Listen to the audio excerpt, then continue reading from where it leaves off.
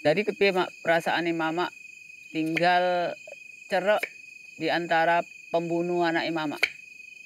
Tiap hari mama ndelok raye wong iku. Rasanya nggak enak. Lewat-lewat iku pun dek petuk pun aku dek pun nggak negara mau buan jiku setengah mati. Benci aku.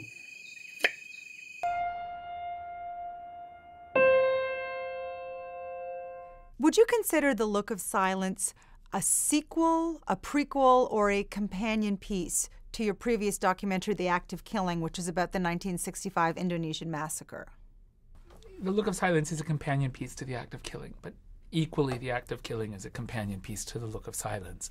The two films complete one another and I hope form a single work whose whole is greater than the sum of the parts. It doesn't matter which you start with. The two form one work. Did you always know there would be two films? And did you know if one was going to come out before the other one and which one that would be? I began this journey in 2003 working with the family that's at the center of The Look of Silence.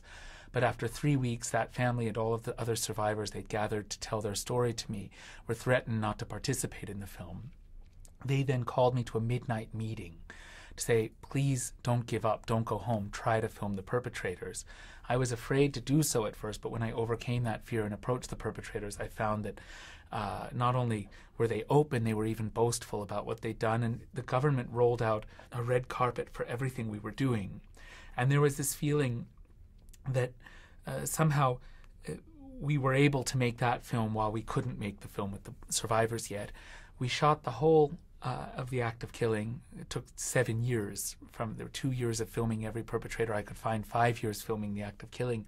We finished The Act of Killing and then went back to shoot The Look of Silence before The Act of Killing had its first screening, at which point I knew I could no longer safely return. So they weren't really shot at the same time, but the order of the films was in some ways dictated by necessity.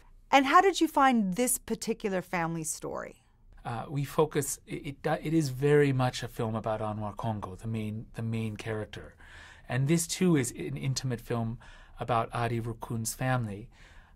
Adi was this young man who was born after the genocide, knew how his brother was murdered, his much older brother, but didn't know what happened to his country, didn't know why his parents were so afraid, didn't even know that every neighbor in his village had lost one or two people to the genocide because people were too afraid to talk about it, even in their own homes. And he met me desperate to understand why was everybody so fearful. And he latched onto my filmmaking process as a way of answering these basic questions about who are his parents, who is his family, in a way, who is he? And he then became just a kind of a key collaborator of mine from the beginning. And when we met to talk about what we should do for the film, he said, I've spent 7 years watching your footage with the perpetrators. I must meet them. I need to meet the man who killed my brother. It's the only way that I can ensure that my children don't grow up with the fear that we've been living with. Because if I go to them, I'm sure they will be relieved to finally have the chance to be forgiven by one of their victims' families, and they will apologize. And so we realized we maybe could do this safely. We also realized we wouldn't get those apologies, but if we could maybe, through the film, inspire people to struggle for truth and reconciliation and therefore succeed where we fail in the individual confrontations. And in that way, Adi, through this proposal that he wanted to confront the perpetrators, made himself the main character in the film. Now, how did your Oscar nomination for The Act of Killing affect your career as a filmmaker or the release of The Look of Silence?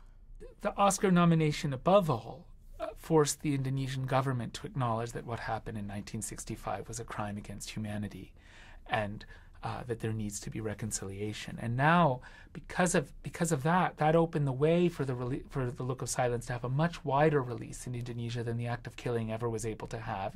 And the government has just introduced a Truth and Reconciliation bill, still woefully inadequate, but it's a great first step. And the president has said that in his next State of the Union address, he will be apologizing to the victims and their families. So the Oscar nomination was important for opening the space for all of this to happen. So are you done making films in Indonesia, and is it by your own choice? I can't safely return to Indonesia, so I will not be making another film there.